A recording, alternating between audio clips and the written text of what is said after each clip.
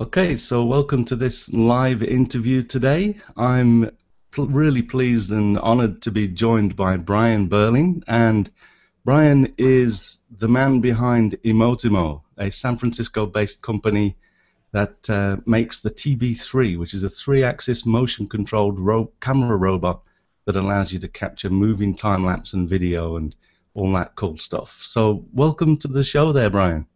Thank you very much, Martin. It's a pleasure to be on.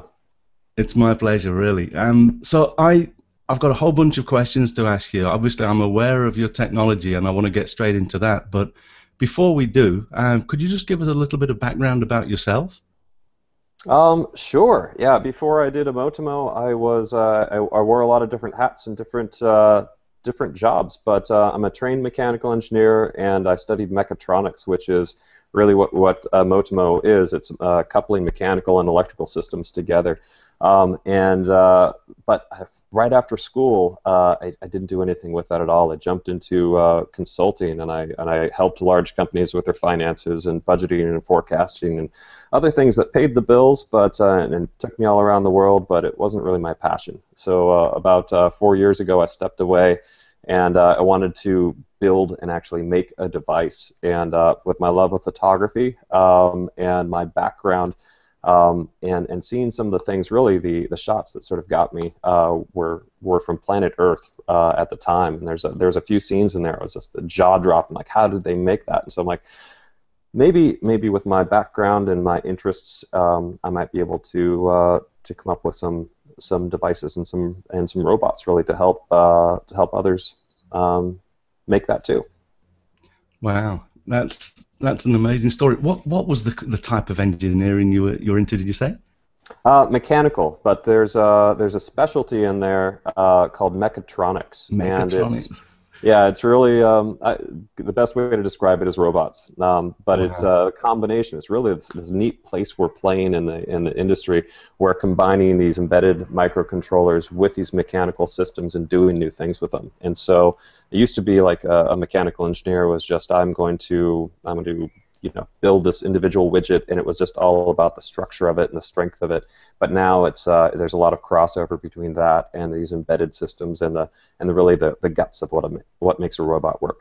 Wow, that word is right up there with kryptonite and bionic. It's like that's crazy. That's it, really interesting. So, again, before we jump into more information about the device, just to continue to get more background on you. You're a hobbyist photographer as well.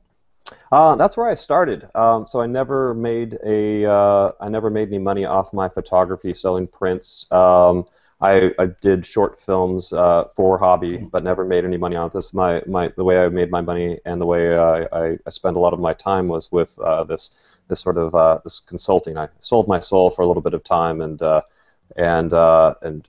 did this big corporate stuff for a while. But my interests always were around visual and images, and really what drew me back to it was just coupling images and photography, images and the right sound and the right audio track together. It just when it happens correctly, just would grab me and it would just drive emotion. And that's maybe you can hear some of my company name in there, but eMotimo is really eMotimo, emotion, motors, time.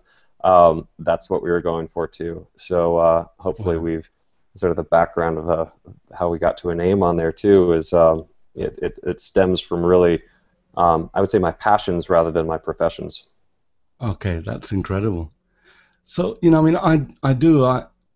although, as a still photographer myself, I love to try and tell that whole story in one still silent photograph. But there are always times when, like you say, you add in a bit of the sound, the audio, and a bit of motion really tells a totally different story. So I've not done a lot of time lapse myself. I did a few night sky time lapses in Namibia last year, and I've done little bits here and there. But looking at the videos that you've got posted on your website from your users, a lot of the stuff is just absolutely out of this world. We're amazed by it too, and maybe that's where the maybe I could say that is we make the tools, but really we're in awe with what our users create around this as well. So yeah. And I think it takes a special type of person as well. That, just because you're a photographer doesn't mean you're going to be a good time lapse photographer, and vice versa. So it's there's definitely a different skill set that's required there. Oh, definitely. Yeah, it's taking a single image and capturing that emotion, that feeling. It is a very different problem to solve, and there's a lot of crossover. I mean, the thing that's driving this, and sort of how I'm uh, really what enabled us to play in this arena and bring these small robots to action is the size of the camera. I mean, most of our customers, if there's one camera people are shooting with, it's the 5D, whether that be the 5D Mark II or the 5D Mark III. But that size and that format just revolutionized what you could do with it. And so immediately the photographer, I mean, this is old news, but it's immediately the photographer who has those lenses now has the ability to be a videographer and a filmmaker, and do it not just on a level that looks okay that you can show to your family and friends, but on a level that you can show on an IMAX screen. So it's the defining people as a photographer or as a filmmaker. It's a fun point right now where it's not one or the other. You have the tools, and so it's what you choose to do with it. Absolutely. So how did you, obviously you've got this background, and you wanted to create a device.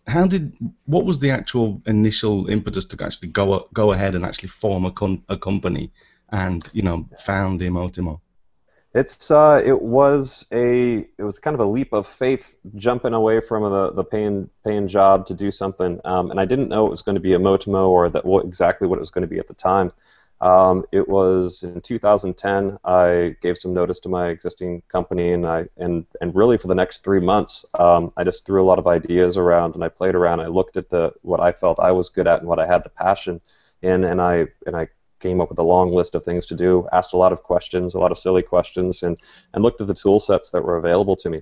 I'll give a quick shout out to the DIY space called Tech Shop.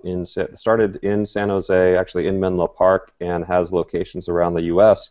Right at that time that was coming online, and they had basically this massive workshop that you could go and really like a gym membership style payment plan. You could go in and use a lot of the tools. Wow. So I was looking at that as sort of as an accelerator as well. Like, what can I do with this? And with my mechanical engineering background and some machining background, that enabled me to expand what I thought I could do beyond just, hey, let me go raise some funding, or let me come up with a very small idea that I know I can do myself. It was, let's stretch out and let's build a real product that takes some real machining, some real embedded systems engineering, we used like 15 or 20 different processes in there to make the product initially. But that's sort of where we ended up 6 months down the line. The initial process was trying to really define what I wanted to do, what was my perfect job, what did I think I would enjoy waking up and doing all the time, and finding a company and working with passionate, driven people to create vivid imagery that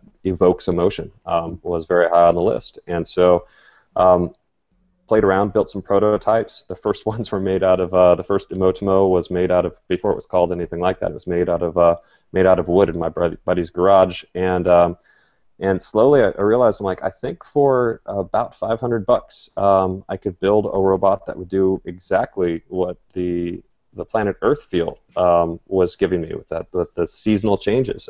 And I understood the technology underneath it. And I thought, if I can draw and build out a user interface on top of that and make it the right price for these small cameras, might have something here. So it wasn't just my leaving and saying, oh, I'm going to build this thing and it's going to look like this. There's actually about 80 or 90 ideas that in some form of creation that are off to the side and maybe waiting for a different time in my life. But this was the one that bubbled to the surface, is the one that I was really passionate about, and I thought I had the right skills to bring to market, and the right toolkit around me with the tech shop emerging, that I'm like, this could be something. So took a chance. That's incredible, an incredible story. I love the idea of being able to just go and rent space in a DIY area, where you can do all of that stuff. Um, I will. You should check it out. We've got it on our blog somewhere, and if anybody's interested, they're in the U.S. now, and I think they're going to be popping up elsewhere. But techshop.ws, is that the Logan? Is that the website for TechShop? Tech Shop, it should be. TechShop. We'll link it on up there later. But it's in the U.S. right now. There's probably about 15 locations, and it is really, I think that's accelerating. There's a few companies that have popped out of there in right out of San Francisco. Yep, techshop.ws for workshop. But Okay. it is fascinating. They should be everywhere, as my opinion. It's incredible. I mean, normally one of the biggest things to stopping people from doing that kind of engineering on their own is the cost of the tools. So that really, Oh, yeah. yeah, I mean, that really lowers the hurdle to actually, the price of entry. It does. I mean, really, I was saying, well, I could spend. I mean, because I started with a certain amount of capital and I had certain ideas. How far can I take this? And my Mm. roadmap, once I discovered that, extended by about 2 years with the existing money I had. I'm like, I don't need to buy these machines, or I don't need to rent space to even have the machines. Like, Mm. you've got to put it somewhere too, and these things weigh thousands of pounds. Like, we were using some of the heavy CNC equipment, but no, that was definitely a big enabler for us. Wow. So the device itself, the TB3, tell us a little bit about it. What's I know that to you, I mean, it's your child. It's like it's the specialist device in the world. But um, what tell us what's special about the TB3 compared to other similar things, similar Sure. devices. Yeah, I mean, at its core, it is a precision pan and tilt robot, and it's meant for cameras. And the the way it was engineered and the way we've constructed it is really, we were focused on function rather than form, and we were focused on performance from the start. And we didn't realize the level of precision that you needed when we started. We were using the wrong gears, we were using the wrong methods to drive things. But very quickly, and you know this if you've ever picked up a laser pointer, and you just try to hold it steady and you look at that dot 15, 20 feet away from you, bouncing around just by the pulse of your arm, you realize that once you, and that's basically your eyeballs, and really any camera that's on a tripod. You go up and you tap the side of the tripod, and you're going to see, without optical image stabilization, how shaky the image is. Um, Contrast that with looking at the side of a window and getting some parallax of a car moving along, and a slider shot. And you, through some engineering studies, we realized then, and we looked at some of the other DIY slider projects out there and some of the open source slider projects out there. We said that you can make amazing imagery with it. Let's bring pan and tilt into the mix. But the problem of solving pan and tilt cleanly, it was harder than we thought. So the thing that really makes the TB3 special along the way is the precision of it. And it kind of goes unnoticed until you look at some of the comparable products that are even popping out now at similar price points. We have precision down to greater than a hundredth of a degree on our pan and tilt. We're fully repeatable, which means that we can take the same shot over and over again, overlay it in post, and all this technical functionality, what it really means to the end user is, like, they don't care about the precision, they don't care about it, but what it means is they can do a lot with it. We started off doing just basic point A, point B time-lapse shots, and it's like start here, end there. And even that at the time was revolutionary, because setting up a shot and defining how you move this around, still people come from other products and they say, well, I just want to be able to pan at 5 degrees a second. And they're thinking not like a director. There's no director that's going to sit down to a movie and say, I'd like a 5 degree per second pan and maybe just add a little bit of tilt at the end and we'll shut it off when we want. It's like, no, you're framing your shots, you're defining what you want. So we put a lot of precision in there to make it repeatable, and we put a user interface on top of it that is tremendously easy for users to pick up and understand and make compelling shots. And so I think there's a few things that make it special, but really the technology and the mechanics underneath it. We have a very tight, no backlash gear train that's very precise, and then we layered on an interface over the top of it to allow users to really go through and program shots cleanly. Wow. So I've not actually used the device. So what I'm trying to imagine here, how you set it up.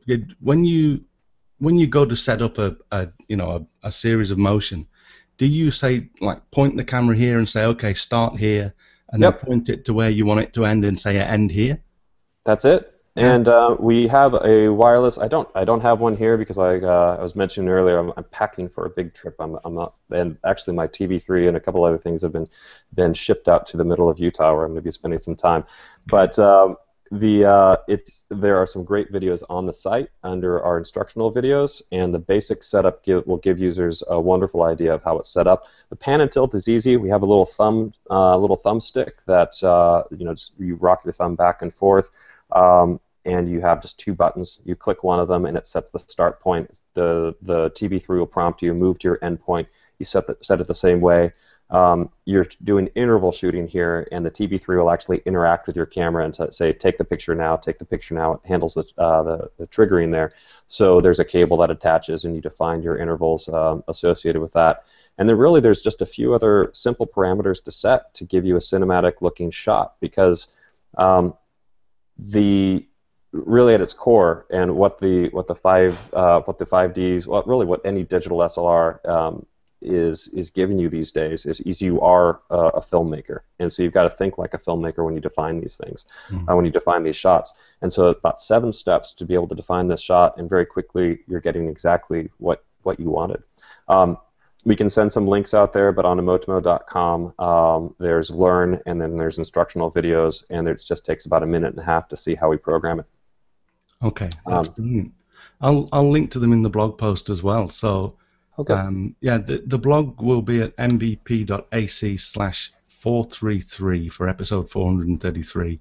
But yeah, by all means, if people, I know that Brian, you've got your lower thirds there, so you can see the URL. Head over to eMotimo as well and check that out. And really, I would say we could talk about it a lot of what it does and sort of the underlying functionality of how to program the shot. But the amazing thing is some of the footage we have up there. And I shot none of it at this point.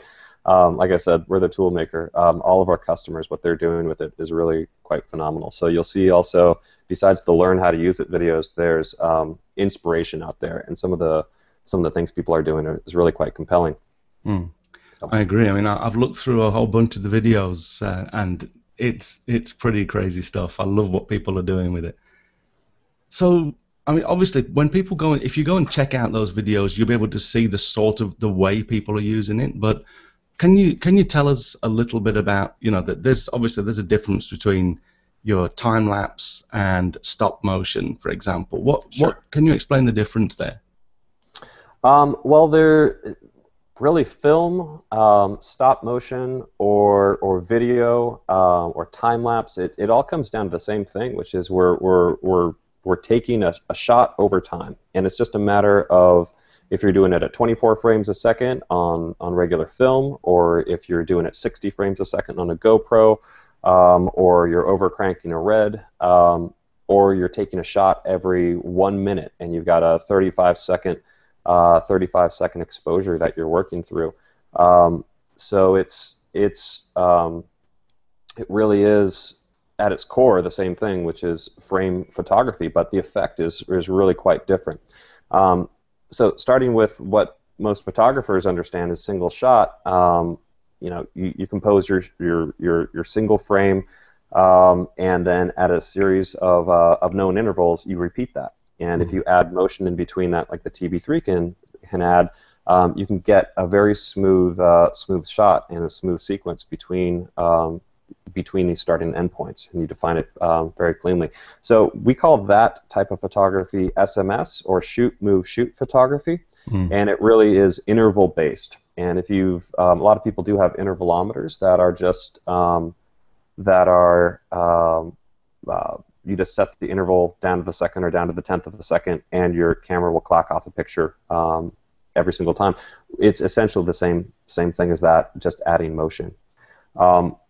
The other side of things, and what a lot of people are starting to shoot a lot with now, because beyond just time-lapse photography, we enable these specialized types of video effects and video, moving video shots. And at that point, you're not triggering your camera to shoot at a single interval. You basically start the camera and then move it in a very programmatic way. And a lot of what people are doing now is they're actually taking multi-pass sequences where they will go through and take a shot and then take another shot, and then they can overlay those in post. And that's where it starts getting fun for us, is because we're doing now with the TB3 what it would take a used to be, tens of thousands, sometimes $1 million rigs are moving these big cameras around in these repeatable ways, and you'd only see those effects in big movies. So there's really shoot, move, shoot photography, or interval-based photography, or these repeatable video shots are some of the big ways people are using it. The third way, which you talked about too, is stop motion, where people are actually changing. You can actually connect the TB3 to a computer over USB. We don't have a lot of people using this yet, but it actually works quite well, and we have a few great examples coming out. But you can actually drive the TB3 with desktop software. A very good one that we interface perfectly with is called Dragonframe.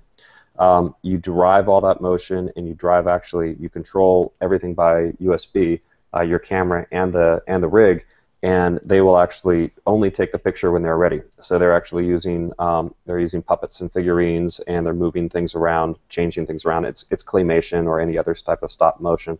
But adding that motion inside of it and be able to, there's very clever things you can do if you actually take these multiple passes we were talking about before.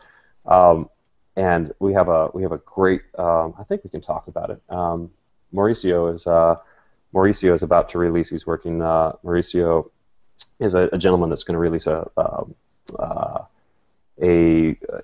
production called Crickets. It's one of the most beautiful things I've ever seen shot in a studio, and just I will send some links to this. So I can't. The trailer's been completed, and the post-production's happening over the next about 3 or 4 weeks, and they use the TB3 to add motion inside of it. And kind of back to the less beautiful parts about it, but really what enables that to happen is the fact that the TB3 has such precision on 3 axes. We've talked about pan and tilt, but you can also connect this thing to a slider.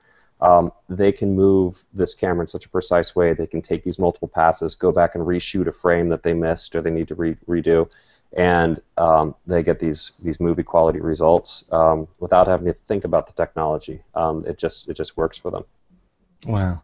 Well, that sort of technology, I mean, you mentioned the price of what it would cost to do some of this stuff earlier. That sort of technology would have been literally tens of thousands of dollars a few years ago. How much is someone going to pay for the TB3? The TB3 is basically $1,000, and that is the box. That is it's a 3-axis controller in there, and then on top of that are the mechanics for the pan and tilt. And there's several different sliders we integrate to. We've got links on the site. We link to the dynamic perceptions sliders, the stage 1, the stage 0. It's a very popular open source slider that started right around the same time, a little bit before we did. We actually resell Rhino sliders as well. We integrate to various Kessler sliders, and these are all ways you can add that 3rd axis of motion. And so what you get with the TB3, though, with $1,000 is the pan and tilt movement. You can mount your camera right on top, and the ability to plug in another motor to the TB3. Wow. So I've seen obviously just moving the camera is great, adds a huge extra dimension, but you don't have to move the camera on a slider very far to get quite a lot of movement in the frame, right? It almost doesn't compare. You move it by a few feet, and it seems like in camera, it seems like you're moving quite a distance. It's all about technique, and I would say that that sliding motion you can get by. I mean, some of these guys out here that are doing some of the big time lapses, they're rigging 18 feet of rail, and they're moving it, and they're doing this in front of some of these massive pylons, and out where I'm headed, out to Utah. I mean, they're out in some of these national parks where you're going to see these huge arches. And if your foreground objects or your objects that you want to have this parallax effect on are further away, you need to get some big movement. But I have more fun with the little 2-foot slider, throwing it over my shoulder and just finding some great foreground objects. Going through grass or going around going through a log. It's just you can create a lot of camera motion and a beautiful, high quality, high production value shot without too much movement. Mm. Tracking shots are really quite powerful too, because when we have the ability to aim the camera and really focus in on subject matter, you can start somewhere off frame and then just end up perfectly highlighting a scene you want. It could be a blade of grass, or it could be an ant going on. I'm into macro photography now, so I just got a really fun lens that I can't stop playing with. So I think more along the small scale, but along those same lines, you can perfectly frame what you're looking for.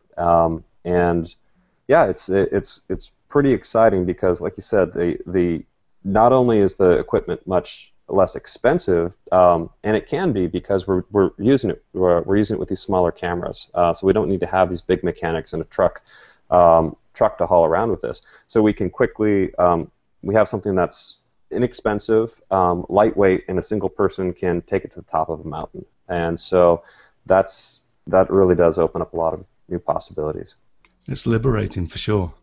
You reminded me. I have a couple of good friends, Dan and Dave Newcomb. They're up in Vancouver, and those guys have done some amazing time lapse work. And I started to recall as you were talking about the 18-foot sliders. They developed what they call a rail walker, which is basically you take it up to, say, the railings just in a public place, and they literally have. Cool. Yeah, they have their rail walker actually walk along public railings and things like that. And obviously, it's got to be relatively smooth and what have you. But that was something pretty cool that they developed. Oh, I think that's really neat. Especially, I mean, I was walking on by. I was last weekend in San Francisco. It was great weather, and I was walking through North Beach, and they were shooting some movie in San Francisco. And it was some earthquake movie, because that's all they'll shoot in San Francisco. We're all going to shake ourselves into the ocean. But it was just so boring watching them shoot this with the huge tracks, the 3 cameras, the green screen that we're setting on up. And it was a snail's pace to be able to shoot this thing. And it was, for me at least, and I think probably for most photographers, you don't have that sort of patience. We don't have a huge budget. You don't have 50 people on your payroll to go out and shoot in the afternoon. What's really fascinating is to use found objects and to go out and just go guerrilla and go and find something interesting. So when we were testing some of our rail systems and some of our new products, it's the really figuring out how useful it is for us. We throw it on our shoulder, we go out in the world, and we see what we can capture. And it's usually the compelling things that pop out from that usually aren't what we think they're going to be. And you're like, hey, can I shoot on this bumpy concrete wall, or what would happen if I climbed on this, or hang this from a tree? And I would say, at least for me, being lightweight, being portable, it just puts me in places and gives me new ideas that I wouldn't have, even if I could afford that, the $50,000 in the truck and the crew and the 5 different people who would be ruining my creative vision. So I think for most people, at least the audience we're going for, the being portable, having an affordable piece of gear that can always be in your kit, I think that's liberating for them, and that it enables them to shoot more. So absolutely. So earlier on, you mentioned a number of cameras: the GoPro, obviously the Canon 5Ds, and the Reds. Does the TB3 integrate with pretty much any camera? Obviously you've got the Nikons, and how about Sony's? And does it integrate with anything? Well, I would say let's start with the digital SLRs and put those into a category. And so all the way down the line, almost with any camera. We just released a cable for the Sony A7R and Sony A7S, I believe. Both those will work. That's really the latest one, but really almost any Nikon, almost any Canon. Once we start getting into sort of the larger video cameras and the larger, the heavier cameras, once you start getting up there, the TB3, we don't talk to those necessarily and say, take a picture now, take a picture now. And really at a certain point, really we say 8 pounds is about our limit of weight. So we have a lot of customers who are pushing way above that, and they're doing some really creative stuff just because they can. But I would say our sweet spot is really in that digital SLR market with really any lens. And at that point, yep, it's pretty easy to, and you can look on our site. We've got some cable guides in there, and it's fairly convenient for people to buy the TB3, select one cable for their primary camera, and then I think they're 10 or 12 bucks. You can add on another cable and connect it to another camera. Wow. Okay, so I wanted to just let people know we've got a few people watching, and I wanted to let people know that I messed up. The Hangouts seem to have changed, and I can't turn on the Q&A from within here. So if anyone's watching and wants to ask a question, please just enter your question in the comments on the event page, and I'll read those out, and we'll get those to Brian if you've got any burning questions. But while anyone thinks about that, let's do a 3 tips section. Can you give us 3 tips that will help people to get better, obviously stunning, time lapse or stop motion video? Just 3 tips. Well, that's sort of a loaded question, as you probably know. There's no magic magic formula that's going to make it work, but I would say going completely opposite of that is find your own style. I mean, you can emulate, and really that's how we started, is looking at Planet Earth, saying how did they shoot those shots. And so maybe that's a good place to start, is figuring out what you like. And there's a ton of great guys out there that are very open. So I think it's finding your style. Some people are all about fast cuts, and maybe it's overplayed a little bit, but they're all about dubstep, kind of throwing it in there. It's very in your face, and those are a lot of fun as well. Some people are all about this, the naturey, super flowy feel to it. But really, it's I mean, we're making film, so it's really, you've got to find your own style. But the neat thing is, you don't have to time lapse. There's certain parts where you do have to invest a lot of time, and so getting good at basic time-lapse photography before you put motion in there is a great tip, because adding motion isn't going to solve the problems if your exposure isn't good, or if your camera's buffer is filling up and it's missing shots. So getting good at transitioning from a photography into time-lapse, it's a complete art, and there's a ton of great resources out there on what exposure should I use, how should I be triggering, the lenses for astro if you want to go that route. There's so many facets and so many different things, or so many different ways you could play. Find 1 or 2 of those, investigate those. The forums are going to tell you a ton. So I would say research is a big one as well. And then second tip I'd tell you is just play. It is so easy to go out and try something new with this stuff. Maybe this is the third tip, or it should be the second tip, but don't be afraid you're going to wear out your shutter. Everyone's like, oh my gosh, there's my 150,000 picture rated shutter, or my 200,000K or 200K rated shutter, and it's like, I don't want to go and waste time with that. I don't know a whole lot of people who have broken down shutters, and it's go out and play and shoot a lot, get good at your post-processing workflow, and just experiment, because it's the only way you're going to really find what you like. And then, I'm trying to think of, I would say ask a lot of questions of the people whose style you like. It's everyone's really friendly in this space, and maybe back to finding my dream job, it's being outside of a stodgy conference room and fluorescent lighting. You get to go out in the field, and you get to explore and be in nature, and the people that associate themselves with this art are pretty cool people. So they're friendly, they'll give you some tips. They might not tell you all the little tweaks of their post-production workflow if they don't know you, but you can find them on Google+, you can find them on Twitter, and we've got a ton of great ones that are that shoot with the eMotimo product that are always giving me tips. Like I said, the time lapses and the videos I make, I think, pale in comparison to some of our professional shooters. So I'm asking for tips as well, and they're just telling me what's wrong with the tool, and we help feed them. So it's a good circular process. That's great. But it's fun to learn. Excellent. Well, that's brilliant. Thanks very much. So we talked about the pricing. Where can people actually go and buy a TB3? Well, we'd love it if you come out to eMotimo.com and buy directly from us. Obviously, when we sell it, we make a little bit more. It goes back into our R&D budget, and we like that a lot. But if you want to buy from a bigger distributor, you can buy from Adorama. They've got product in stock. Also on Amazon, we've got them up there. Overseas, we have a couple distributors that we've got links on our website too, but I'll give them some quick shout outs. In Germany, we have Camera Obscura, or Kids of All Ages out there. We can give some links to these. And then we have Elijah Visuals in the Netherlands that have regular stock of our product. And so if you're close by there, it's really easy to pick up. Out in Australia, we have a distributor for Cornerstone Solutions or Photo Sentinel. Both of those have product. And I think a couple brick and mortar shops out in Melbourne as well. So easy to find. We ship direct all over the world too if anybody's out of stock. But it's pretty easy to start with us, and then stateside it's easy. But there's probably a few distributors that have it, or a few resellers that have it closer than we do. Okay, excellent stuff.